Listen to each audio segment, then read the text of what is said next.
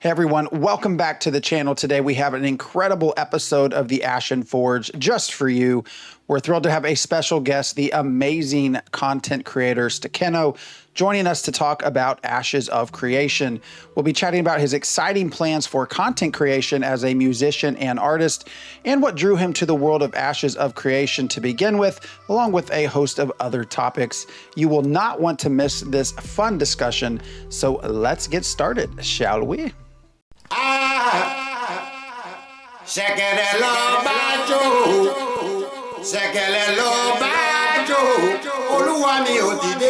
The Ashen Forge.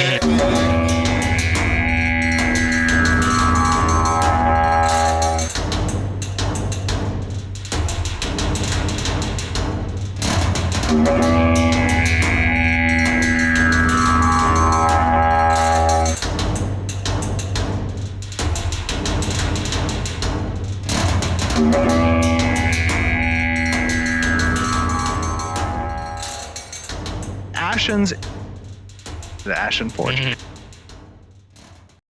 Hello and welcome to the Ashen Forge. I am Phantom X, joined as always by Diggs and the legendary Neurotoxin, and we have a special guest, SticQeno. How you doing? Yes, sir. What's going on, guys? We ready to chat? Yeah, no, I'm lit, man. I'm great. Thanks for having me. I appreciate it. Yeah, no, I'm excited to have you on. We had planned this, of course. Gosh, what, 2-3 weeks ago? Yeah, but I had some issues come up, so couldn't do it. But it's all good. We're here now. We have made it. So yeah, we don't have. Well, I was gonna say we don't have as much to talk about with the last stream because it was a little more technical, but we'll get to that later. Phantom X, if you want to continue your intro, I forgot that. Oh no, we're intro or we're good. We're good. Yeah. Okay. I've been trying to figure out YouTube, so we'll just leave it at that. Okay. So, I guess now that we have seen that last stream, not only the joy of seeing that we're going to learn about the Bard class, which we haven't seen for a little bit, but what do you think about seeing all that server tech revealed and the confidence they have in being able to demonstrate either what works or what will be working? So when I first started creating videos for Ashes, I honestly, this probably was like one of like my first 10 videos. And I said, I think the title was like how one man is changing the gaming industry, right? I'm referring to Steven with Ashes of Creation. I think server meshing is going to go beyond Ashes of Creation. And I think it's actually bigger than that. You know what I'm saying? I think the reason it's not getting like mass appeal and everything right now is because we're so concentrated on our small community, right? It's only like within here. We haven't really put anything off. We haven't, pulled the sheet back off the shiny car or anything like that. I think once we get into the game and we see the tech actually working and, they're doing things that haven't been done or were just simply hard to pull off, I think that's when things are going to ramp up. I remember when Baldur's Gate 3 came out, and there were, people just coming out of the woodwork, indie developers, AAA developers. This isn't fair, and we shouldn't be held to the same standard because their game has rolling dice, right? It was just crazy, and I think Ashes is going to have a similar effect on the MMO genre. But I really think if it's everything we believe it's going to be, I think it's going to even go further than that. I think it's going to affect other types of media as well. So why do you think Ashes server meshing is going to be so much more of an impact than Star Citizens, and why are you expecting Ashes to be the first to release with it? So I'm not gonna lie to you. I'm not familiar with Star Citizen. I don't know if they're going to release, sooner than Ashes. I just know that we're probably gonna get Alpha 2 September. I would even say October. And I don't know if Star Citizen has plans to release it before that. If they do, cool. I think just Ashes just kind of has a lot going for them in that right now. With there's a lot of hype behind it, So I think that attributes to their positioning as well with that. And I would think that, what are you expecting to see from server meshing? And how are you expecting it to impact gameplay in a way that it makes this difference? I mean, it'll be more stable, I guess, Yes, sir. with a larger amount of people, but I feel like it's something that we shouldn't really be noticing, right? It should just be we're playing and we're able to play. I think I think the big the big like hurrah behind it is the fact that it's like, oh, 250, V250, all these people crammed into a server, and then you have that server that we already have within that realm breaking down into several smaller servers as well, right? So we know that it hasn't been done efficiently, I should say. And again, I'm not familiar with Star Citizen, so please correct me if I'm wrong, right? But from everything that they were saying with threading and how they, they did it when it didn't exist, all of these things, I think it has a lot going on for them right now. Or again, it attributes to that. I will say this about Star Citizen. It has been in a bad shape sort of state for a long time. The last major update, 3.23, finally brought good enough performance to play, but it's like, great, it's good enough performance to play, and then find all the other bugs. And meanwhile, you're only having up to 100 players on a shard at a given time. And when you've got that many people playing, it starts going to crap. Doesn't matter where they're at. So I know they're talking about rolling out this technology. Hopefully they're going to really put a huge priority on it, because it's one of the biggest things impacting playability aside from the performance issues. So just to go back to that and what Diggs was saying, why do I think Ashes might have a better positioning here? I do think the delay in the actual release of the game takes play in this as well, right? We hear like Star Citizen never is releasing, and then we see it like Ashes of Star Citizen, right? We see it all the time. Ashes has been out, or it's been out less. It's been worked on less than Star Citizen, right? Star Citizen has been they've been freaking taking your money doing all of this. But if Ashes can release before that and make it work, it's going to make Star Citizen look bad because they already have been working on this. If Ashes takes more time than they need to, which is why I think if Alpha 2 gets delayed, it's going to be terrible all the way around. But again, this is why I say Ashes has so much going on for them, because it's in a position right now where it's like, all right, cool, quarter 3, that's not that bad. We can deal with it. Oh, they have some cool things. Even though it might be being worked on over here, they have some cool things that they're kind of bringing to light, and there's just so much hype behind the game. So you think Alpha 2 is going to have a big impact on industry rather than release is going to have a big impact on the industry? Because I'm saying, yes, sir. Go ahead. Sorry. Yeah. I'm saying, Alpha 2 might hit fairly soon, but I don't think the release is going to hit fairly soon. And I expect other MMORPGs, it's likely that also have server meshing, will release before Ashes releases. Well, yes, sir. Not even Star Citizen, but ones we don't know about. Yes, sir. Go ahead, Phantom. I don't want to cut you off. I think we're talking about dynamic server meshing, right? Because server meshing's existed for a while. So yeah, Star Citizen is working on dynamic server meshing. Well, we left out the word dynamic. I just want to make sure I know what we're talking about. So. Oh yeah. Word. So I apologize. Let me clear that up. I do mean the release. I don't mean Alpha 2. Sorry. Yeah, I'm just saying because I think there will be other games that release with it. I think it's highly likely that other games will release with it before Ashes, but because I think it's a new thing, and one of the reasons why I supported Ashes was so that they could work on the nodes technology, right? Mm-hmm. And it's just taking so long that, and then especially building your own villages and cities and all that stuff, and now we have these other games that are releasing first, where I'm enjoying the building. Like I was not a very good builder for voxels, but with Lego Fortnite, I feel like I'm a good builder there. I feel like I'm a good builder with Nightingale. Nice. And it could be. I mean, I haven't played Valheim in a while, and I didn't feel so great with Valheim. I should go back and maybe take a look at how that's changed over the years, the building there, and what's available in tile sets and all that stuff. And so, yeah, I just think it really does depend on, how quickly we can get a release and whether or not other MMORPGs, because I just think that we're at a place where that technology is easier to do now. Yes, sir. So it will possibly be a little bit of a race to see who gets a game released with it. And Sorry, I'm smiling because I'm just so not used to anyone saying "sir" on this show, and it makes me happy.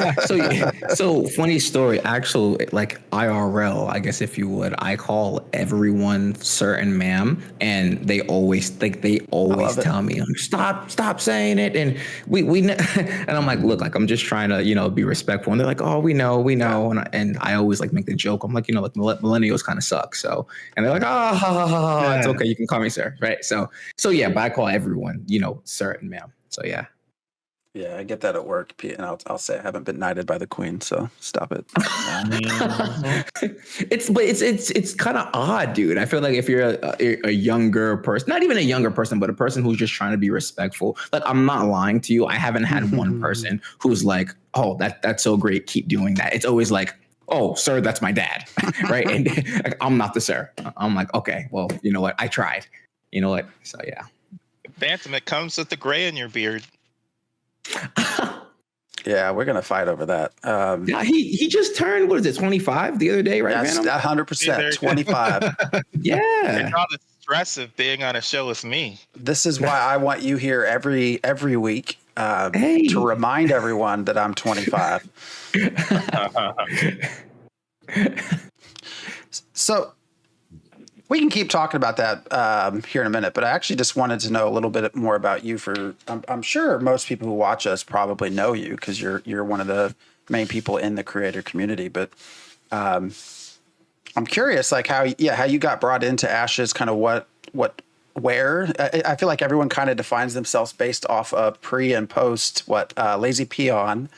So there's Kickstarter crew, pre-post Lazy Peon, and then I think Asmon's somewhere in there. So back in, I think it was, when did Peon release that video? I think it was 21. It was either 21 or 2020. No, I think it was 2020. I don't remember. But whenever he released that video, I've been a content creator since 2018. So yeah, I was streaming one day, had some mods in my chat, and they were like, hey, Q, like, you should check out this video. Check out Ashes of Creation. And I was like, what is it? It's like, oh, look, it's this upcoming MMO. It's going to be crazy. And I'm like, okay. Peon had recently released that video, and I watched it, and I just, fell in love with it. But I didn't become a creator like right then and there for Ashes. So I watched the video, and I was like, this is insane. I think we watched it twice on stream. I stopped streaming. I get off a stream, and I'm watching everything I can find on Ashes. I watch Asmon talk to Steven. I watch the Tapman talk to Steven. I watch Shroud talk to Steven, right? And he's in his car. Like, Steven's in his car for all of these interviews, right? And yeah, man, I was just like, this seems really, really cool. So I guess I'll go back a little. So I went to school for acting, right? I have a theater degree. So I'm a professional actor and a musician, right? So I do that, and I think, COVID had hit. I was doing Minecraft content. I made a Minecraft series. I wrote the web series. I did all that cool stuff, right? And that's kind of when I was in like that variety space. So I found out about Ashes, and I'm still like doing my acting and streaming stuff. Cool, still like releasing music and all that stuff. And the year passed, and I was like, if I'm going to be streaming, I'm like, I really do just kind of want to solidify myself somewhere. I don't want to keep jumping around. You know what I'm saying? Like I said, I was still making films, and I was still in films within Minecraft, so it was machinima content. But I was like, I wanted to make a better type of content, right? Because like nobody cares, like if you're making short films in Minecraft or a web series in Minecraft, like on Twitch. You know what I'm saying? It doesn't. There's certain audiences for everything. So I kept up with Ashes very, very, very casually. And I was like, you know what? I was like, what if I just kind of started, creating Ashes of Creation videos, but just solely did that.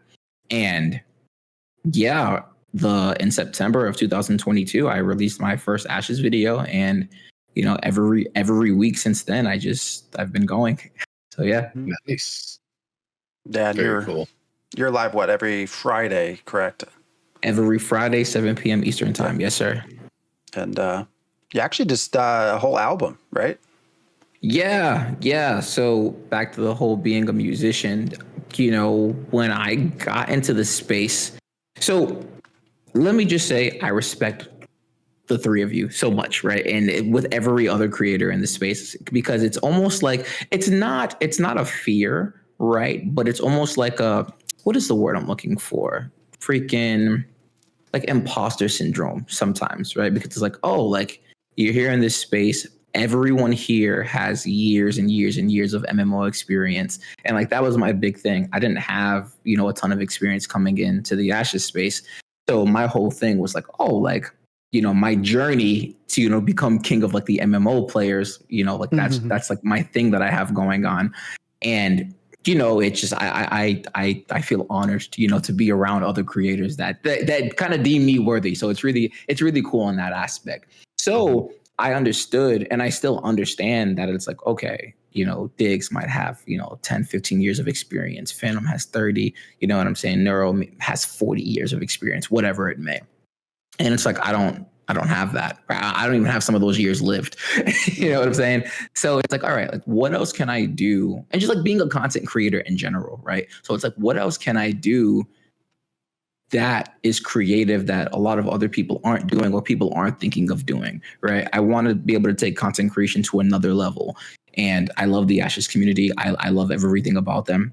We besides, like when things aren't spicy, but I feel like it's a small knit community right now. We all know each other and we all support each other. So I was like, I just want to do something really creative. And that led me to do an album. And it's not, like we're getting money, we're shooting up the club, or it's not that. It's very conscious rap. It's a story, it's streamlined. And it's about this guy. I'll spoil it, but it's about this guy, who enters there through a divine gateway, and he works up to be king, but he eventually becomes corrupt, and it's like, you can be the one to change that, because that's what Ashes of Creation is. It's all about change, right? Like someone builds up a node, you break it down. Someone takes a castle, like you take it, so I just wanted to be creative in that sense. And even now, even with Alpha 2, I'm thinking of more ways, like how can I go out there? How can I do things that are outside of the box, things that people aren't thinking about, right? So it's like when I made the album, like I wasn't expecting it to get like 1 billion plays, but the fact that like I created something that is unique, that a few people appreciate, it's like I love that, right? So I was really long-winded. I apologize. Yeah, that's great. I put the link in chat. I think we have not actually heard any of the Bear McCreary music, so correct. Maybe there's a chance to get some SticQeno music as official. Man, it'd be intrepid Vera music. That'd be funny. It'd be cool. Yeah, that's a goal I have, to do a song with Bear McCreary. That'd be dope.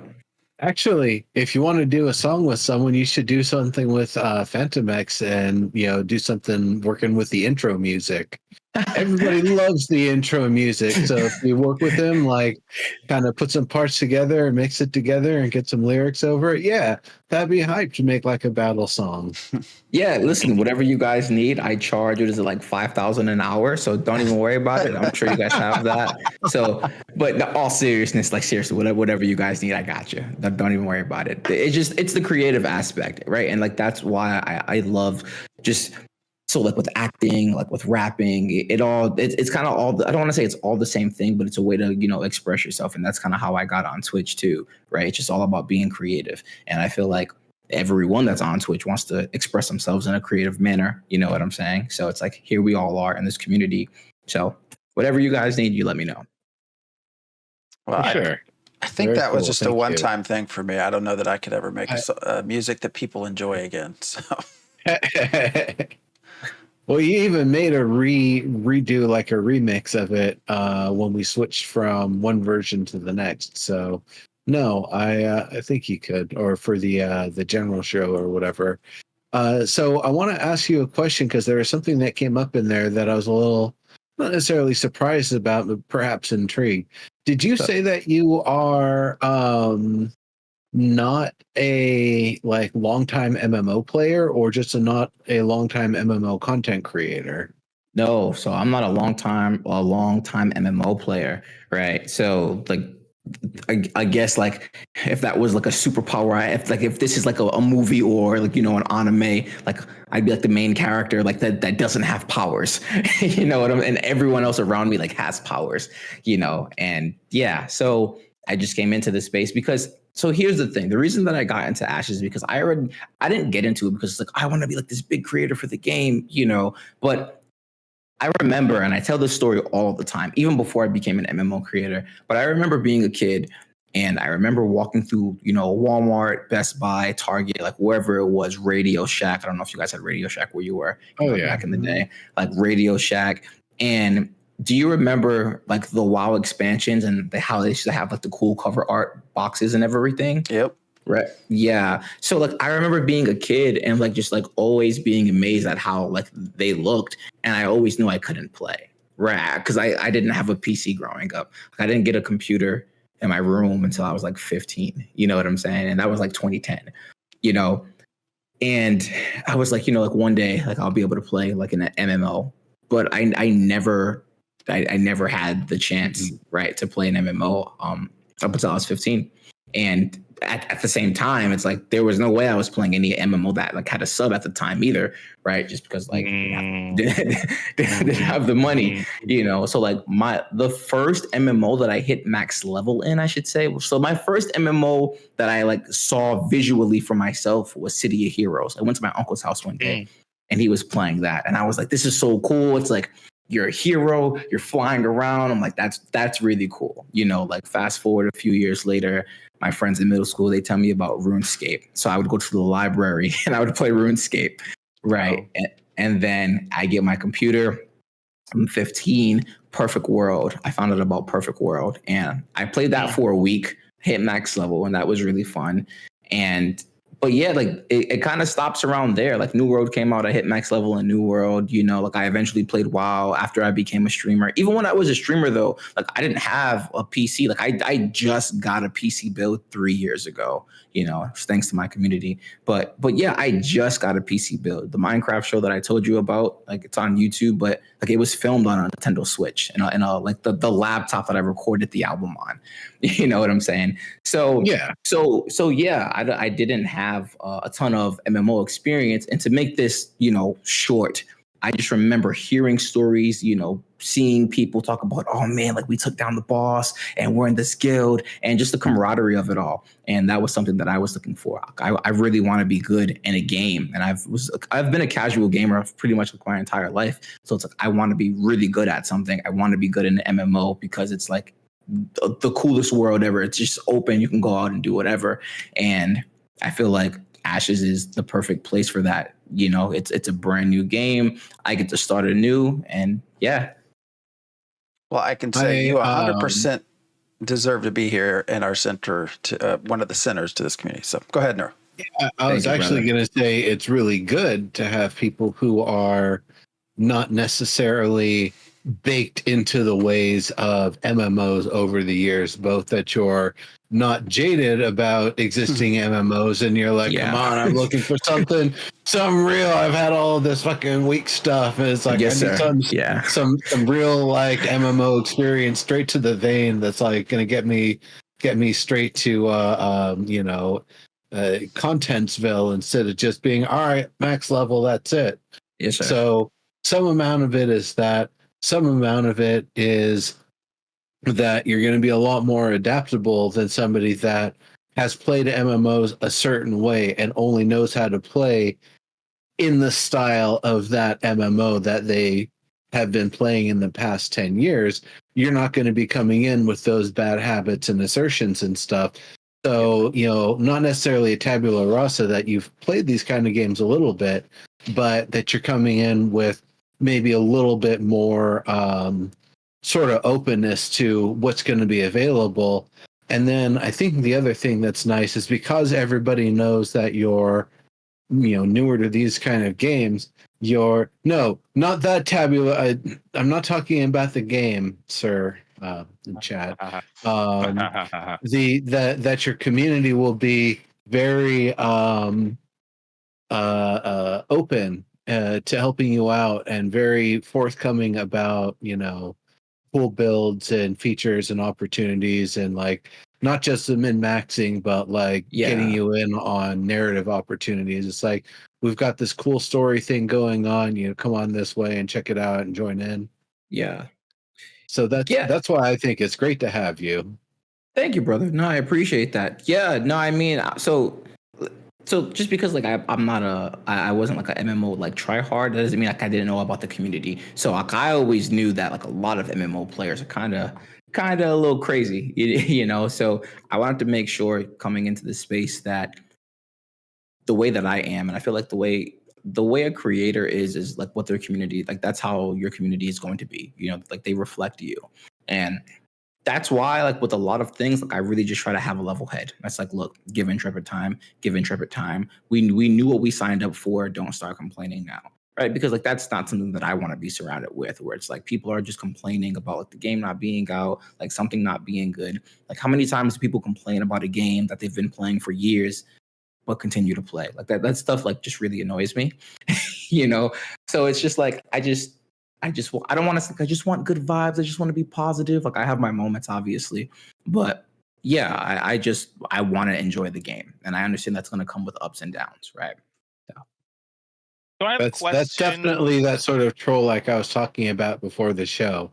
They love playing the game. They're not going to stop playing it, but man, they're just giving like the devs and everything this, that, and the other, and giving them a mind on everything and telling to their communities, blah, blah, blah, this thing's broken, this thing's, OP, and, being all exaggerating and, silly about it. Yeah. So I have a question. Did you enjoy playing New World? What did you like about it?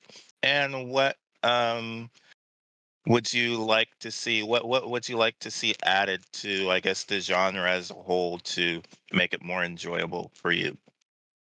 So it's crazy, actually. I played New World day one. So I was there on the launch day, which was like really cool. It took me a long time to hit max level. The thing that drew me in about New World was initially just I was playing, like with friends, but then that kind of fell off, and I was just playing, through it solo. A lot of the quests during like my time playing it, right? Just like a lot of the quests were the same. Go here, do this, skin this, yada yada yada. But I didn't think it. I genuinely didn't think it was terrible. To be honest with you, I think there could have been more content, but I didn't think it was terrible. I think what hurt New World was the last minute pivot, right? And then like the areas being the same. You had all this stuff going on, and this is exactly like what I'm saying about like the MMO genre. And I think this is exactly why, like, not even just Ashes, but any MMO that's coming out, whether it's an alpha, a beta, alpha 2 for Ashes of Creation is going to be judged like to the ends of the earth. And Steven says all the time it's a work in progress. Okay, it doesn't matter. People don't care, and I think that just really hurt New World. Like they had the duplicating the duping glitch, right, with the gold, and like there was the fighting glitch, the PvP glitches and all that. I didn't partake in any of the PvP because I was just at it solo. I literally had no one to play with, so I was just playing it solo. And I was going through, like, this is my first year of creating for Ashes. So I literally was just playing pretty much like any MMO I could kind of get my hands on, just because I wanted to understand more about the genre, right? So with action combat, again, I didn't hate it. It just didn't keep me around long enough. But the same thing with like retail WoW. I hit max level on retail WoW, and I was like, all right, like this is kind of whack, But again, like I was playing alone, and I think that's another issue that MMOs are dealing with, and I think why MMOs that are going to be doing with the dynamic grading, with the server meshing and all that, like people want that massive aspect of it back. I played Embers Adrift for a while, it's an old school classic MMO. And I've said this, you know, for the longest time, and I'll continue to say it. The game just hasn't found its audience. But I think it's tough where it's like the graphics are kind of meh, the combat's old school, and there's not many people playing the game. So if there aren't many people playing the game, but you need people to play the game, no one's going to play the game. You get what I'm saying? So you have to do something to, you know, just keep attracting those people if you would. But just to go back and answer your question about New World, I really didn't hate it. I think they're making some poor choices right now, you know, in their community. Like the community isn't, you know, too happy with them. But I for the time that I spent in it, I enjoyed it, right? I enjoyed the gathering aspect of it. I did enjoy the combat, right? But yeah, I'm not a New World hater. I'm not, you either. know. Yeah. I think the It problem, gets memed on. Yeah, sorry. It gets memed on, right? But I'm not a hater, no. It did some things right. The one thing I think it did the most right was the ability to harvest just about everything you see. Of course, that meant you'd be able to get a lot of the lower tier stuff constantly until you got into the higher areas. So there was still like this crafting level gating, you know, power sort of whatever. But that's one of those things that when I played the A1 content, I was saying to myself the whole time, come on, I want to cut this tree down. I want to cut that tree down. And so the fact that there's going to be a lot more more of that sort of, you can see it, you can interface with it to an extent. I'm really eager to see how that's going to play out for people. And obviously there's going to be more differential of levels of materials in an area. So you're not going to walk out and knock down a tree that requires like, you know, tier 3 or level 30 tools or whatever. But, you know, that'll be one of the nice things earlier on, that until people have leveled up their tools, they're not going to be able to scrape the land bare because there's certain things that just won't be able to harvest. Yeah. So, you know, with that sort of stuff in mind, what, you know, while I guess we're talking about things we liked about MMOs, what are some of the things that you have enjoyed about MMOs or online multiplayer games in general? What have been some of the real big things? You had mentioned the camaraderie of like raid groups and taking down big bosses and stuff. So what are some other things that you really enjoy and kind of hope to see when you're playing Ashes? It's I literally. mean, I didn't hate it. Was not a glowing review of New World. I didn't hate it. Hey, Diggs, but I hit 60. I made it a thing. I finished it, and I didn't hate it. But yeah. No, okay. Yeah, no. To be fair, go ahead. Yeah, no, I know. No, like it. It was rough, but it. Yeah, I didn't hate it. That's perfectly adequate. Yeah. So now let's hear about some MMOs that you really enjoyed. Sir. Yeah, so it's not even I don't even really have an MMO that I'm like crazy about right now, to be completely honest with you. So when Season of Discovery came out, that was WoW Classic. I played that for the first 2 phases, and you know, it wasn't bad. It wasn't bad, but I really do enjoy like this right here, like us getting in, you know, chatting, playing, going after things that, you know, are tough to go after. And I feel like we don't really, or in the games that I've played, like, you don't really get that. Like I said, I try to play Embers Adrift, and you know, I don't want to sound too harsh on the game, but it's you can't look for a group when there's no one playing the game, right? And I understand. Like, I'm not a fan. Like, look, we can have a dungeon finder. That's fine. I'm not a fan of it. I don't have a problem going into chat looking for a group. But if I'm spending so much time looking for a group, it's like, then why am I even here? And that's what I'm getting at, right? And you don't want to play a classic game or a classic MMO to the point where like you're just useless by yourself, right? You want to be able to have some power, but you don't want it to be like retail WoW where you can just like do everything yourself, because that's pretty boring too, in my personal opinion. You know, I don't want to do that. I want to be in a space where we can play together, you know. But yeah, I don't have any like current MMOs that I'm like, really crazy about, to be honest with you. I Ember's suppose it Adrift. wasn't necessarily MMOs in particular, but features from either MMOs or multiplayer games. And yeah, I understand what you mean about not being able to have like the close knit sort of groups and stuff. So Yeah. it honestly sounds like the sort of experience you're looking for is maybe something more like a small third person shooter like Helldivers or Destiny or something like that, where you can get in a guild or whatever, get on comms with people who are fairly chill, go and do content, kind of meet the people a little bit as you go along the way, make some fun videos and stuff. They have some weird video rules about cutscenes because they want to use their characters for all the cutscenes that people show online or whatever. But aside from that, there's a lot of content creators who do a lot of stuff in a lot of like third person shooter sort of games. So, what you've been kind of talking about here about just being able to have a small group, being able to talk while you're playing, it almost seems like until something is, really up and cooking, that's gonna get a lot of people in together playing and talking. Something more small scale might be a better way to approach it, just to have, two or three people that you're playing with and chilling with, constantly throughout gameplay. So Destiny 2 is something I actually am very familiar with. I've played Destiny 2 since it was on PlayStation 3. So during the alpha. Cool. Right. But Very cool. as a company, like, dude, like Bungie, like, they suck. And if we're just gonna be honest, like they no, like, if we're being honest. But again, so it's like, part of what drew me into Ashes isn't just, like, new MMO, it's gonna be like bigger than classic WoW.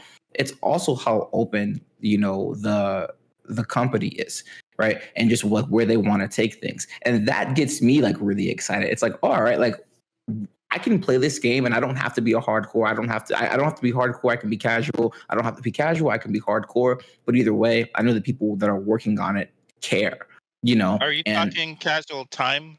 Casual time is what you mean? What do you mean by? yes, sir. Okay. Yeah. Mhm. And, something that I've experienced with Destiny, because I've been around since the beginning, is like, I remember when they released the Taken King DLC, and this was in 2013, 2015, I'm sorry. 2014, 2015. That DLC, it took away previous pieces of content that you already had. So if you wanted to play the content that you already owned, you had to buy that new DLC. That's a really scummy thing to do, So there are so many reasons why it's like, like, I'm into Ashes or I'm into MMOs. I appreciate a good grind. Genuinely, I appreciate a good grind. Don't make it redundant though, right? Don't keep me here for hours, and just don't make it boring. Make it worthwhile. Right. So the camaraderie, the grind system, I get it. That's something that I'm for. You grind a lot in Destiny. I get it. I'm for that. But again, it's also like just me wanting to be like a good MMO player. As a kid, I saw the Leroy Jenkins video, and I was like, all right, like, that's actually kind of funny. Like, that's pretty cool. And it just kind of like kicked something in me. And I'm not saying like the Leroy Jenkins is why I became like an MMO creator, but it's just something that I've wanted to do. Right. When you see people in MMOs, whenever you play an MMO and, they're high level, they have some high gear, or you would at least think they put the time into that. And with me, it's like, I never got that opportunity, right? Because I never like had that opportunity, So that's why, like, I'm coming into Ashes and I want to make that opportunity. I see it and I want to go after it. I want to be as great as that I can be in the game. So when did you start with Ashes? You said 3 years ago? 2 years ago, this September. So I found out about it. Yes, sir. So yes, sorry. So I found out about it by Peon, and I don't know if that was 2020 or 2021. I think it was 21. Yeah, because I found out about it and I actually joined Alpha One, right? So like, I bought into the Alpha One. So you played Alpha 1? Yes, sir. Yes, sir. Great. Okay, that's what I wanted to know. That was my real question. Okay, cool. Yep. So, but I wasn't a creator then for it, right? So like I just played it, and I was just just a player, if you would. And a year later, that's when I decided to start creating content for it. So, did you enjoy the Alpha 1? That was my real question. I did, but even then, right, I was still more casual in Alpha 1. I think max level in Alpha 1 was level 15. I'm pretty sure it was level 15. And I remember I think I hit like a level 11 just because I didn't put the time into it, right? I didn't put as much time as I wanted to, or I don't want to say as I should have, but the time that I did play is like I did enjoy it, but I went into it alone. Right, like I didn't know anyone in the Ashes community at the time. Nobody else I knew spent $500 on a freaking alpha key, for 1 month of playtime. Right, that's because that's insane, But yeah, like I was crazy, and I was like, oh, this is something that I think I'll enjoy. And like I said, I wasn't even thinking about creating content for the game. It was just, I was like, and on paper, it doesn't make any sense, right? Because like if you're not creating content for the game, you haven't been following the game for a super long time. It's like, why would you spend this amount of money on it, right? But I mean, hey, because you believe. Yeah, right. See a good game, and here we are now. My fingers I've spent other money on games that I wanted to be good, but they were mismanaged. So yeah. I think Steven's maybe a little bit more effective at being able to secure funding for this one. And we have documented those games very well over the last 10 years. So I got to ask, we asked a lot about you. Let's ask about your character. What kind of character are you planning to play? What are your plans for game? Are you going to be Bard? What do you have a of the 9 offered? Is there any race in particular that you're really inspired by, or are you just going to have to play and see who has the best singing voice? Yeah, so it's funny because I created a guild, and I'm an Empyrean, and just out of nowhere, it's like all of my guildies, like we're all Empyrean. It's like we're all elves, right? But I'm thinking Empyrean as my number 1 because I think that'd be a pretty cool bard. But I really do think, in hindsight, I think humans are going to make the best bards. I think just in my head, it's going to match up that way, right? But yeah, Empyrean or a human bard, right? Or I thought Vec. Where did I hear you wanted to be Vec? Don't start. Don't start. I hate Vec. Absolutely not. Absolutely not. I must have mixed that up when you were with Chibi and Vertec. Yeah, no, I told them where I was going to freaking annihilate them all. Yeah. I'm sorry if we have any Vex here, but no, absolutely freaking not.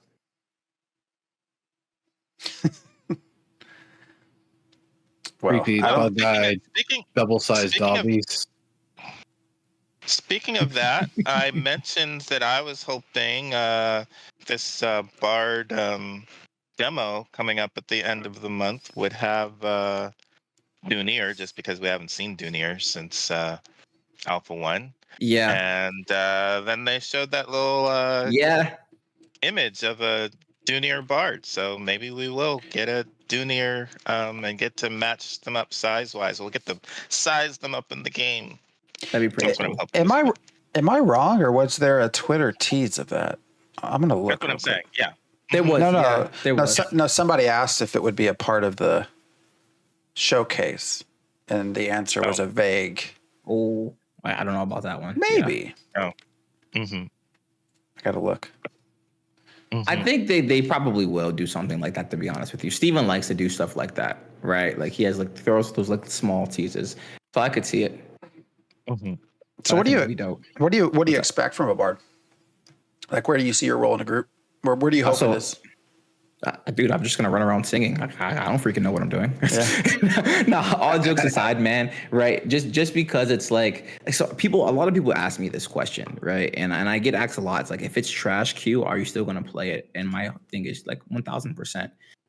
But in terms of what do I want to see? I've never actually played a bard in an MMO. I hear all the time, and I've done some research where it's there aren't any bards in MMOs. I got a bard in Baldur's Gate 3, which is pretty cool, right? But in terms of MMOs, I mean, I was gonna play. We were talking about this, Phantom. Actually, I was gonna play EverQuest just to test out the Bard. Oh, we never did that, did we? We were gonna go together. We didn't. Yes, sir. But it's all good. But I mean, so I can't really say like what I'm expecting because I've never played one. Right. I can sit here and say like, oh, like I want to throw out some buffs or I want to throw out X, Y, and Z, but I have no idea like what to expect. Right. And this is kind of how I go about all my takes, just because, like I've learned a lot in my 2 years in the MMO space. You know what I'm saying? So like when I first got in here, like I didn't know what spec meant. And I think that's pretty funny.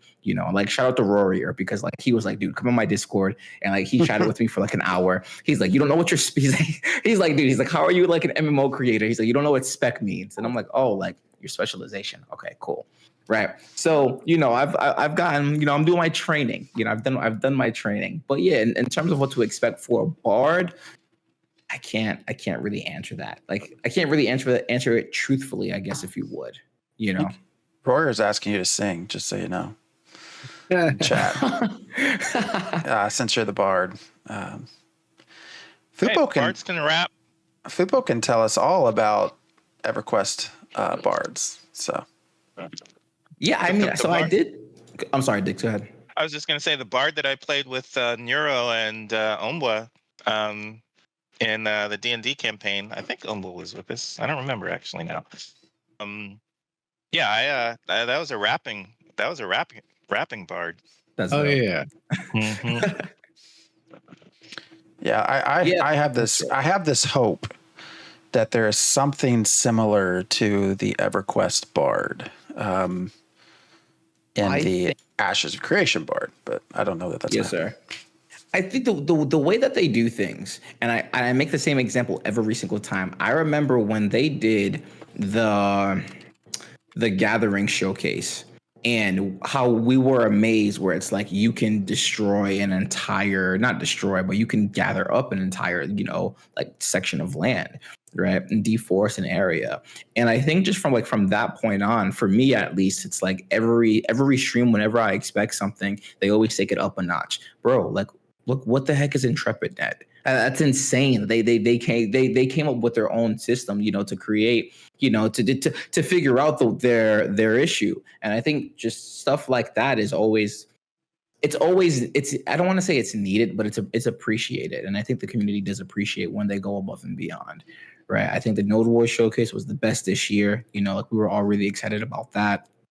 I think their class showings have been getting better with each showing. I know last year we didn't have like the best one with the tank, but like we haven't had a blunder since then. So I think the Bard showcase is gonna be great. I think too, because we haven't seen Bard in so long in several different MMOs, that I don't want to say they have to make a staple, but I think that they're gonna say like once they do show it, it's like this is how you do a Bard. All right, just because I don't want to say Steven's a perfectionist, but when they do something, they want to be sure about what they're doing. And to go back to answer your question, just because I do want to give you an answer. You said, what am I expecting? And I told you I couldn't give you a full answer. So my takes are a little different from a majority of the creators in this space because, again, like I don't have as much experience as everyone else, but I just want to have fun. And I think that's kind of like why, like people like some of my takes, you know what I'm saying? Because it's like, oh, like someone that's positive in the MMO genre, we don't ever get that, So I just genuinely want to have fun, and that's really it, man. You make some good points. You talking about not having an MMO to play. I've kind of been in that as well. We've talked a lot about it. I think for me, it comes down to not having people to play with. The community aspect. You jump into something, play for a week or two by myself. There's people around, but everybody's kind of doing their own thing. And then I sort of drop out because it just doesn't keep my attention. And then we actually played Nightingale, which is not an MMO, but it's a shared world together. And damn, I put, 100 to 200 hours. I don't know, more than I've put in any game in a long time. And I'm convinced it's because people, community. So. Yes, sir. Yeah, I think that plays a big part in it for sure, right? Because there are people that do just play games because their friends are playing it. But like for me, I just really want the game to be great. Not even just Ashes, excuse me, but any game that I'm playing. Like, if a game is like mediocre, I don't want to just stick around just because like my homies are here personally, you know. But that's a big reason why it's like I don't play a lot of modern games. So like Helldivers came out. I don't care. And the reason I say this, and this is not to hate on any like new game, but like Throne and Liberty, like Tarsland, like whatever. The track record that I've seen for these type of games, they're not going to be around long. And I don't want to waste a week or two playing these games, most likely, right, by myself for it to just fall off. Like I just couldn't care less, genuinely. So it's like I'll just wait for Ashes, where it's like a majority of people are waiting for this game, you know. And I mean, they're telling me they're going to play long term, so like that's what I'm going to go with, you know. All right. So I think I interrupted someone. Did you still have something, Diggs? Were you? No. Well, we're just rambling, so we can talk just about anything if y'all want. Doesn't matter to me. I have a question. Sure. Go for it. How long have you guys known each other? You know, how long have you guys known each other? What made this podcast come together? Who did we start out with? It was 6 of us, right? Yeah. Did we had Geo, we had Velux, and it wasn't Loxix time, was it? No, he was on a different. He joined every once in a while. Well, through the No, portal. Who was doing through the portal? Well, that wasn't us, but we started EverQuest next That's in when we Landmark. found each other. That's how I found you guys, was through the portal. Yeah. I had ran a website, EQ Nexus, that was based for, it was just for EverQuest Next Landmark, and we had started a show with Loxix Time. I'm forgetting the other 2 people's names. Yeah. But anyways, yes, and that kind of back. That started, and then we moved into our own, and it was Felix, Geo. Well, I won't go through all the names, but we were. But I would say it was EQ Nexus actually. So from my perspective, I had just finished playing the alpha and the Sog, of course. Sog, yeah. He was the other one that'd been on from way back. I just finished playing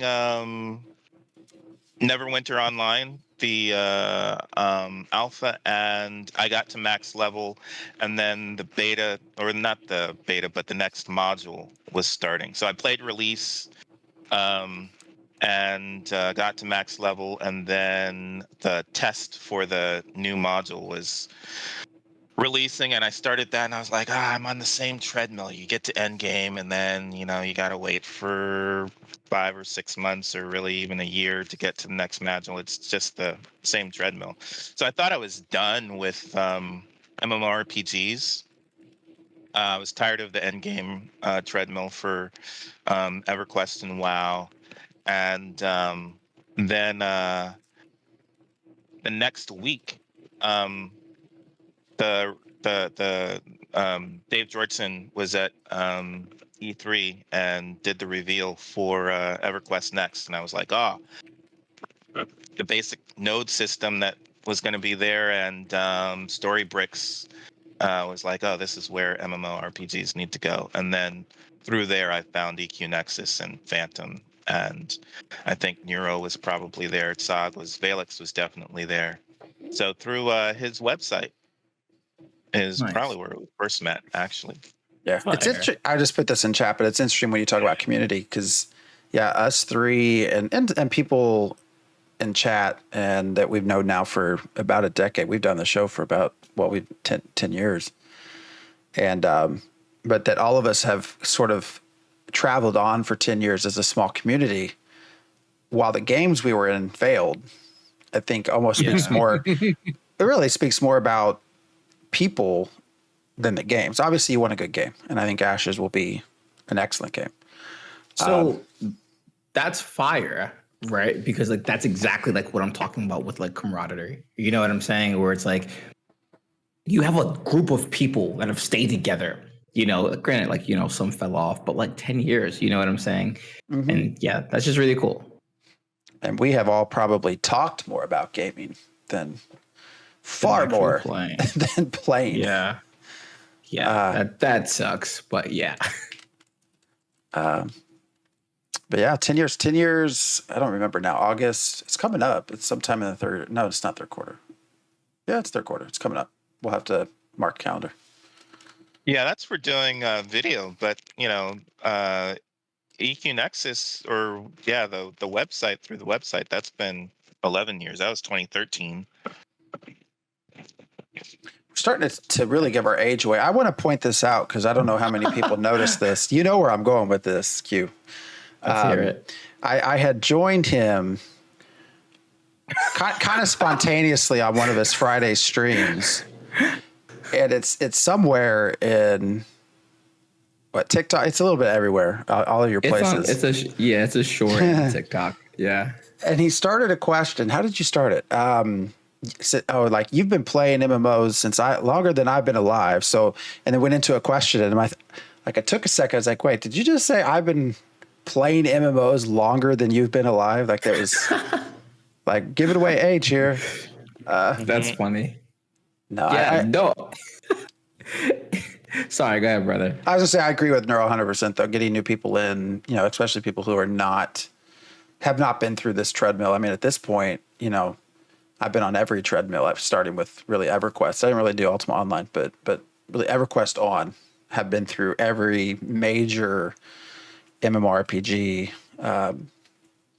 And so I think in many ways we can get a little bit jaded or expecting of things. And so it's always good to have people like you that didn't kind of come up through that space to actually put some words into our brains to make us think a little bit better. So, yeah. Word. Yeah. No, I mean, I just want to enjoy the game just like everyone else, And that's all. That's all. So I see what it's done to people in the community, right? You have like the whole like Chronicles of Illyria, and just a lot of the WoW clones that have failed in the past, and I always say like that cloud hasn't passed my head yet, right? Because a lot of people, have gone through those we are in a dying genre, or like that's what it seems like at least. And I think this is why so many people have faith in Ashes. And it's also the reason why so many people are, I don't want to say against it, but they have their reserves of Ashes, So it's like, yeah, I kind of came into the class late, and I'm seeing people over here like paying attention to the teacher, people over here doing whatever they want. And it's just like, I just kind of want to sit down and learn. Right. Yeah, because we've I been wouldn't say it's dying so much as stagnant and oversaturated. Yeah, that's what I was gonna say. Okay. It's doing a lot of the same things over and over that we've seen. There's that one company that just keeps on making essentially the same game in a different world. Is it the ones that made Railstar and ZZZ, I guess, and some other one?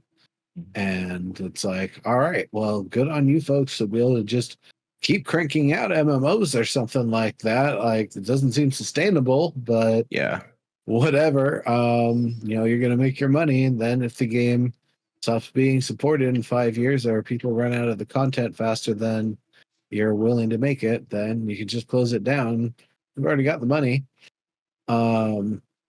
It's there's a lot of that going on. But then when we see what happens when people try to make something bigger and bolder, it gets support, it gets backing. Chronicles of Illyria didn't have a community because it's something that people didn't want to see. Ashes didn't have a community, doesn't have a community because it's something people don't want to see. And even the same with Revival. It was trying and wanted to do something new. It desperately wanted to do something new, but there just wasn't enough funding. And it sounds like from the sort of top down from Elphonic that they just didn't have the resources to continue, so they just had to end it. It would have been great. But and then EverQuest Next, of course. And so we have so many examples of games that people will get into and communities get built around because we desperately want to see something that goes above and beyond all of the same patterns that we've been seeing time after time after time. But then when any company actually thinks about making, a game of that scale, they keep on talking about risk and managing and mitigating risk. And oh, well, that's too ambitious. That's going to take too long. What if the players don't like it? Yada, yada. And so they just end up making the same old game over and over in different shapes and forms and variations. And so that's kind of where things are at, is we more or less know kind of how a game is when people start kind of playing it and you get into it a little bit, and it's like, oh, it's kind of like this one and this one, elements of this one, but they're kind of predictable in such a way that most people who've been playing MMOs for decades can just walk into any MMO and they already understand half the systems for the most part, just because it's so predictable that we understand, oh yeah, if you do this, this, and this based on the way the systems are designed, then you're going to be able to maximize your defense and be able to just stay on the front lines, yada yada. So it's the sort of thing that, in order to see something different, in order to break the mold, you have to be willing to do it. And it's only going to happen if the person from the top, who has the money, who has the connections to get more money, is not only well funded but extremely passionate. And it's something I'm going to ask you this: over the time that you've been watching, and then going back and watching older videos and stuff, how do you feel about the way that Steven has progressed as the CEO of a company making an MMO experience, trying to do something more next level? Is it something where you feel like he came in ready, or that he's had to learn along the way, or what are your sort of thoughts and feelings on the subject? I definitely think he had to learn a ton to get to where we're at now, right? You even talk about this, and look, I love Steven. Steven, cool guy, right? But in terms of something as simple as dropping a date, that is so serious because people are going to listen to everything you're saying when it comes to that. So they would prematurely say things before, and it's the people are going to hold that against you, right? The game should have been out by now. The game should have been out by now. And it's like, oh, well, it's in development. And, those things attribute to the whole, scam propaganda that people like to spew. So I definitely think he's grown. Now it's I don't want to say it's more professional, but I think he has a stronger foundation of leading, right? Because he's never created an MMO before. So it's like you can't really hold it against him. But at the same time, I don't think people are going to care, right? It's like if this is the position that you're assuming, then you have to take everything that comes along with it. And I think he does that fairly well. You know what I'm saying? Like he never lashes out at anyone. Sorry, I got dicks. Yeah, he's It's learned. always a fun curve, and I'm sure Nero has experienced this now. Watching gamers join a dev team, because you have one perspective of how things should go and what people should be doing as a gamer, and then you get on the dev team and you're like, oh, even just down to bugs. So putting things into perspective, I started at Activision in '96. So you Wow. were just a wee thing I was too. at the time, right? And at the time it'd be like, oh, QA sucks. These bugs, they should have found this bug. And I get into QA and we find out, no, I wrote that bug up. It's been in the database for like months now. They just haven't fixed it. It's not because I didn't find it. It's because they've chosen not. There's a hierarchy of what they're going to fix. Yeah. And even on one game, we went home at 2 a.m. QA went home at 2 a.m. and we had like 5,000 bugs. And we came back to work at like 10 a.m. So we slept for 8 hours and came back, and there were 500 bugs. And they were like, yeah, we need to release this like this week.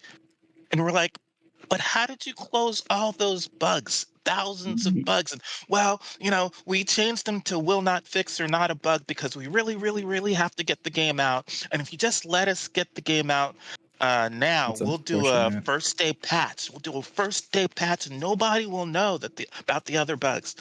And we actually did that. Our QA lead got in a bunch of trouble after that because they did not fix all the bugs on the first day patch. But it was like, yeah, it's not because we didn't find the bugs. We Yeah. found the bugs. They didn't fix the bugs, and they released it. So It's very um, interesting that you're saying that, sir, because it's like I thought that was something that just started happening as I started playing games as I got older. But you're telling me this was happening in '96. That's insane. But that just shows you, I don't want to say how corrupt, but just more so like how corrupt and immoral like it is in this industry. And it's only gotten worse, yeah. That was literally my first experience at THQ when I was working illegal overtime for 2.5 months. So they started canning people because they overhired and ended up sending 3 testers to the studio because they, quote, couldn't understand the English very well because they were in Quebec and couldn't understand what was going on in the videos because we were doing the PAL version, not the NTSC version. So we didn't have a bunch of VCRs essentially from England or the general PAL region that we were working with. So we kept using older machines and just kept re-recording over old tape. But the first game I worked on was that was in 2003. I'm sure I can say the name. I'm just not going to. But towards the end of the game, you are supposed to shoot a rhinoceros in the butt with a blowgun to make it walk off a platform and knock the bridge down. Well, I found, hey, wait, if you go in front of it and you shoot it, it locks the game. And then they're like, shh, don't say that. The game's already, in production or in testing for production. If you submit that bug, it gets kicked. So we're not going to let you do that. It's like, oh, okay, all right, sure. QA knows. QA always knew, but for some reason. Anyway, so I but there are games that are like so very technical that there's no way a QA team could know everything about it. Like Street Fighter 6, there's no possible way that testers can know what all the frame data possibilities are until you unleash it on the community. And people use their little cheats and trainers and stuff and go through, and it's like, oh, I've got an impossible to beat combo here. I can just get you in the wall and keep doing this and this and this and this, and it's infinite juggle. Normally, you're not supposed to be able to do that in this game, but haha, I found one. Oh, tournaments in 2 weeks? Too bad. It's a viable character. You're not going to patch it. I know who I'm winning with. But I'm going to go to a bit of a different thing here now, instead of talking about the joys of QA. What if content ends up being mostly static? That, yeah, the world changes, but you're still doing kill 10 rats. You're still going and picking a certain flower at a certain day and time in a certain place. You're still going to the point of interest, kicking 12 asses, taking 12 names, and then inscribing those names on a tree outside of town and then burning it down or whatever. Like, you keep on doing the same stuff. It feels like, the environment changes, the levels might change, maybe the stakes appear to have changed, but by and large, it's the same sort of stuff that you keep playing. Would you continue playing on for the enjoyability of the community and the camaraderie? And it doesn't matter if you kick the Green Dragon's ass for the 50th time. It's the fun of doing it, and maybe people that are there who haven't done it before, so it's their first, or maybe somebody who's done it 20 times is still pursuing their last piece of whatever so they can make the most perfect whatever piece of equipment ever. and they just need, a final part for it or whatever, and that's why they're participating. Is what's your feeling on that about, does the content need to be repeatable? Does it need to be repeatable with different consequences and outcomes if you decide to play in that way? Is that really important to you or not? Well, I think you can only have so many choices. I think there's going to be a level of repeatable content, right? In terms of sticking around, if it's bad, then I'm probably done. I'm joking. No, not at all. Right? I'm committed, right? The way I look at it is like I'm committed to it. And because I am a creator for the game, it's like I made this is gonna sound corny, but I think you guys are gonna understand like where I'm coming from. But the way that I look at, like YouTube and Twitch, is like if someone's subscribing to me, if someone, is donating to me, they believe in me in a certain at a certain level. And it's like this is why I try to like, just stay consistent with my uploads. You know what I'm saying? I try to just, be on time. It's like the power of showing up, you know, because there are people that come to me for my opinion, you know what I'm saying, and I want to give them that. So it's like I have to kind of get out of that mindset where it's like, oh, like it's not good, and look, I don't want to play it, right? I, on a personal level, I believe in Ashes of Creation, and I believe whatever issues arise, they will do their best to fix it. On a creator, as a creator, it's like there's literally like no way that I can give up, like at all. I'm going to see it through, and if it's bad, it's bad, and we'll figure it out. But in terms of like me stopping just because the content's repeating itself, we'll figure something out. But let's go back to what I was saying, like moments ago about like me just trying to create like my own type of content, right? And I don't mean like just like more albums and stuff, but there are things like Asman, he did like the transmog competition, like there are those types of different pieces of content that creators like do, right? And I think that stuff is equally as important as the things that are in the game. We talk about community, we talk about, why people want to stay in the community. I think that stuff is pretty important, which is why that's something I'm going to put my energy toward as well. But I think too, it because he was an actor and musician, it makes it easier to um, have compelling aspects of the game that other types of players might not have, because he already made this machinima for Minecraft. So I think as long as the environment is conducive to, especially since he's chosen a bard, right, that's the perfect archetype and class for actor musician to make content. So Yeah. even doesn't even have to be going through questing or doing battles or whatever, as long as he's not interrupted in the game while he's trying to create the storyline for what this bard likes to do. And there's new things for the bard to do, just because there's new creatures popping up and there's new cities popping up, and how does this character feel about a different race taking over a village or a city? I mean, and again, that's the perfect way to chronicle the changes of the server, is to be a bard. Like he can't run it. It's not going to be repeatable content for that character. So there should always, as long as the game is out, for an actor musician who is playing a bard in a game world that is not static, there should always be fun content for him to be able to make, I would think. I will say I did enjoy the music feature in New World Dicks. Yeah. So like playing in the town, like that was pretty ill. I'm not gonna lie to you. Like that was really fun. I even had fun with that. Yeah. Yeah, it was cool.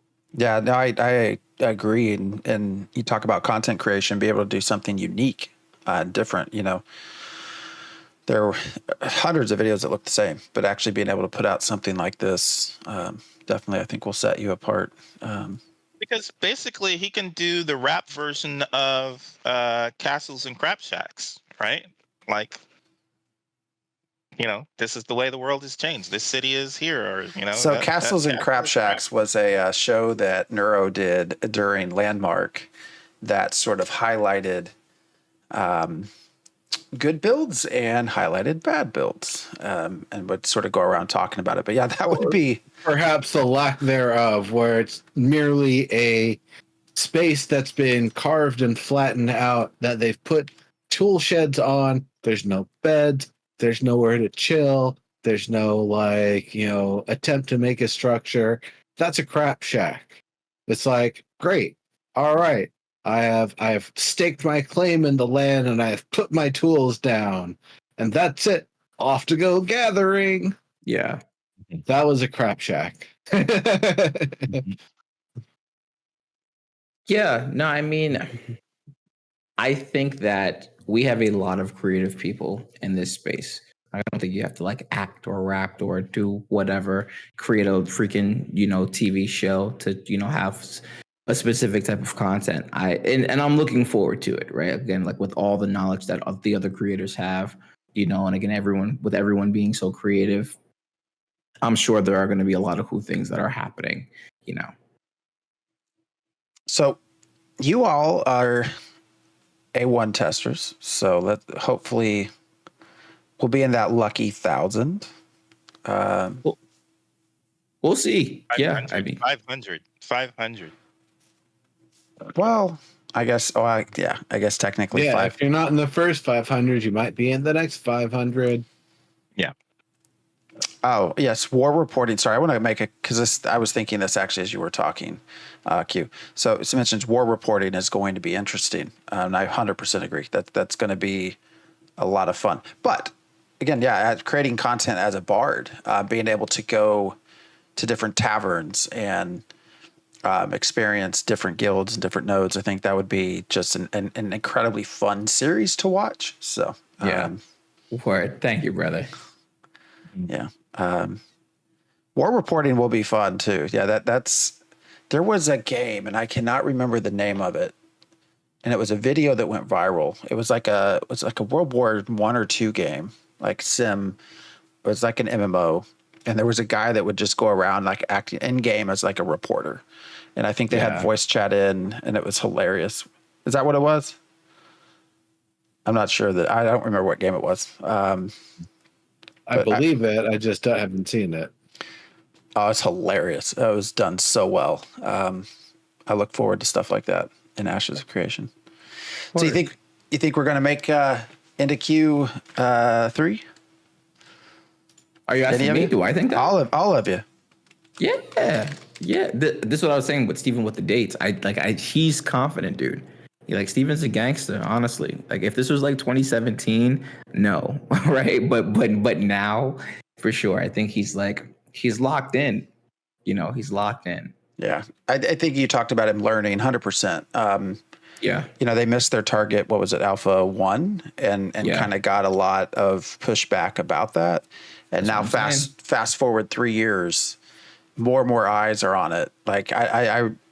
I don't think they would have ever announced a quarter without 100% sure they would make that.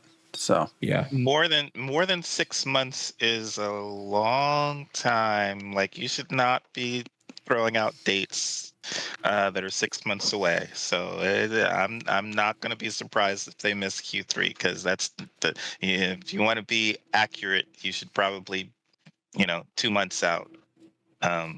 That's just you never trust devs on dates. Never. I will say this. They do have, because they've been doing the PI testing, a reducible, deployable client playable, public branch that they've already been working on. So it's not like they're taking where they've been internally and all of a sudden spinning it up to be ready for Alpha 2. The thing that I'm worried about is a combination of what corners are they going to have to cut and patch those features in Alpha 2.1, 2.2, 2.3, so that the corners they have to cut to make the deadline end up becoming things that they just kind of push down the road. That's one of my first worries. And then my second worry is I don't know how much they've been a grind culture at Intrepid, but the more you try to set unreasonable deadlines and then the closer you get to them, the more a studio has a likelihood of trying to grind. So that's one of those things that I'm a little bit worried about. Like, if this is a confident estimate with the normal sort of pace of work, or if this is everybody, hold on to your butts for the next couple of months here, and then once it's out the door, we'll maybe stay put for another couple of weeks before we start giving people some a little bit of post grind time off or something. I have no idea. I've got no idea what's going on, but that's I guess the other worry is how much pressure is it going to put on the team one way or another, along with what is it that they're going to have to cut corners on and basically deem acceptable, that they're going to have to immediately start fixing as soon as possible just to be able to hit the deadline. I mean, they can definitely hit the deadline. They've already, Phantom's already been playing in it. They can definitely hit the deadline and let people into Alpha 2. The question is, what content is going to be in there? So that's the thing I think of in terms of hitting the date. What content is going to be there? But yeah, they can let people into Alpha 2 now, I'm sure. It's just what's in there? What's in the box? What's in the box? Well, I think you need data. So again, no wars. The speed and the of which they improve things over the first 3 or 4 tests from networking client side stuff was amazing. But I have to assume at some point you need a lot of people. Like it's one thing to have a no board test of 70 players. It's another to have 1,000 people on a shared server. So that's why I said I have no doubt they make their target. They just, I think they literally have to. But as you are both saying, or all of you are saying, I think they have also been trying to very steadfastly prepare people for what that alpha will be. I even made a video about it to try to help, because I actually pulled this out. I did a search of all of their live streams. It sounds crazier than it is. There's a tool that makes it very simple. Of just how many times they mentioned bugs. And there's definitely an uptick in their live streams about bugs here, bugs there. They've started showing visual bugs. Yeah. So I think that's just an honest preparation of all of us to be ready for bugs. I mean, that's literally, I think I start the video out like, and what can we expect from Alpha 2? And then I immediately cut to Steven like, that's a bug. That's a bug. Because there was even a question. Yeah. Go ahead. No, I was just going to say I don't have a concern about bugs because it's alpha testing, so there should be tons of bugs. That's not the issue. My issue is what's left out of the start of Alpha 2 just to call it, hey, we hit the date. What's left out? Yeah.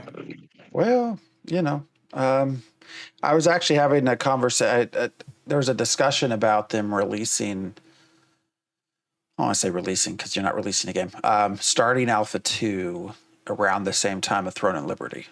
There's these, because Throne and Liberty is going to be around that time frame. And there was this question like, oh, is that a bad idea? Is that a bad idea? It's like, well, no, you're not. Throne and Liberty is releasing. Like you're starting an alpha state. Like they're not even. There's no competition there. Yeah. It's two different things. And I would think, assuming, it's an alpha state, I would think Intrepid kind of would like to have some other new release that people can bounce to when they've kind of had their fill of testing Ashes of Creation. Because without it, like then people are sitting there like, I've put 50 hours into this and it sucks. What am I going to do now? And, versus now they can just go to Throne of Liberty and kind of mess around there. But I don't know. Yeah, I got plenty of other games to play. Fair. I have too many games to play right now. I can't play all the games I want to play. Vladis is asking for your smile cue, by the way. Why am I so serious? I'm like gangster. Come on, guys. We not Exactly. Well, we are about 30 minutes over, so I don't know if we have any other follow-up questions, anything to ask. Maybe if Stick, if you want to give Q is how you shorten it, right? Not Stick. No, stick is fine too, brother.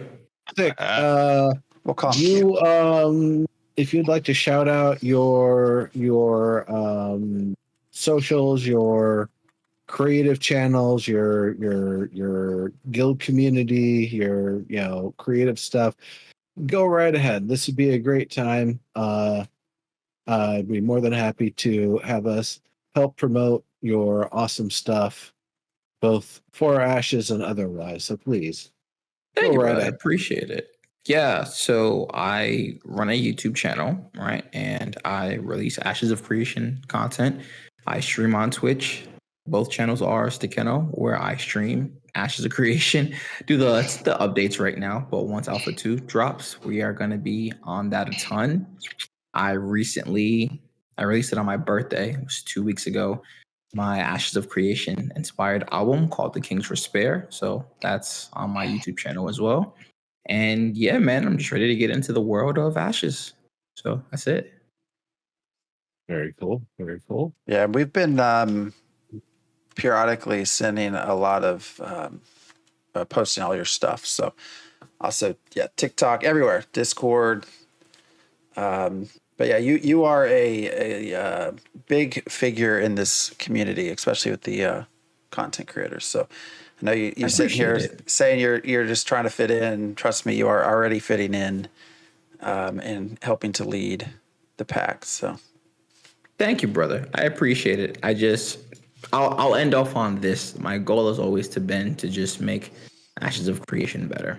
That's it, right? And we're not going to do that by whether it's drama or just just doing things that aren't conducive, right, toward that. So. All right. I am looking to see if there's anyone doing anything with Ashes of Creation. I guess we have Thogli, but I think he's actually playing Stellaris. So I guess we can go there. Well, he's got it registered as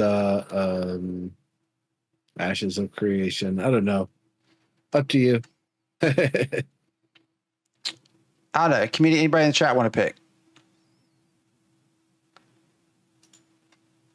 All right. I'm expecting them to me to hear them in my ear or something. Yes, right. Yes. All right. Asking the studio audience.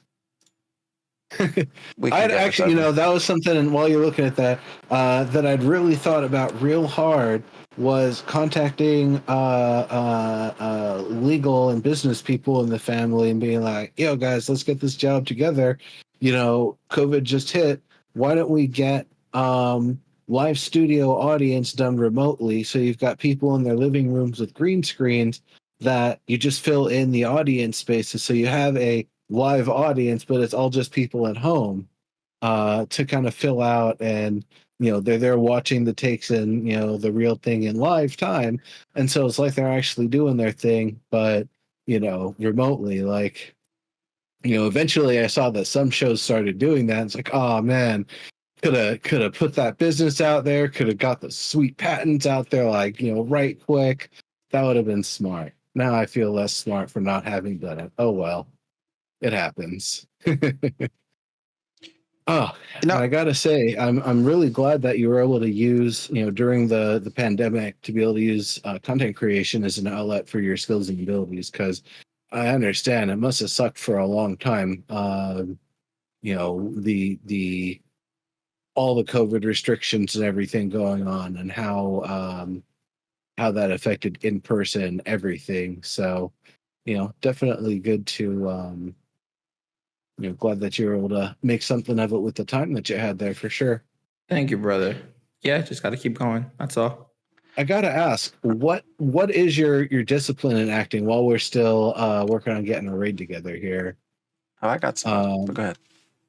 Okay, what just real quick, what's your discipline? You're like film actor, commercial, stage actor, just roll up on the street and start like giving yeah, someone the right. business. So I have a theater performance degree. So I did theater, but I've done a lot of film. And then I trained at Second City. So Second City is where all of the SNL actors go. I did their conservatory program. So I have their certificate for improv. So yeah. Nice. Very cool. Very, very cool. Very Bardley. That's really cool. Thank you. We could keep going, but like I said, we're half an hour over. So so I like Thogly. Thogly is a part of our community as well, but he is actually not, I think he's playing Stellaris. So there is a person who I do not know named Zombie Heart. No, Zombie Heart has 9 followers, 1 viewer going over Ashes of Creation Rangers. So I'm going to actually send us, I don't know who this person is, so don't blame me if it's not a positive experience, but we want to pass around the love. I want to throw this out there too, and maybe Royer can join us. We all need to get you, Q, into EverQuest. So you and I are going to play this together. Let's do it. Royer, I'm sure, will join. Yes, there you are. As long as you're not playing that other game anymore. You mean the first or the second? First. As long as it's before A2, let's do it. Yes. We got to get him into the Bard experience and tune twisting. So, all right. We are going to head over to Zombie Heart and see what's going on there. Hopefully with a big surprise. So again, Q, thank you so much for hanging out with us. Thanks for having me. Awesome hour and a half. You are amazing content creator. Again, everybody needs to go check out his stuff. Definitely listen to the album you put out. It's really good. So, all right, guys, we will send our raid over now, and we'll see you next week. I will try to get on and play something, stream something this week as well. I don't know what game yet because Quinfall will be going away. So, all right, guys, see ya. Later, everybody.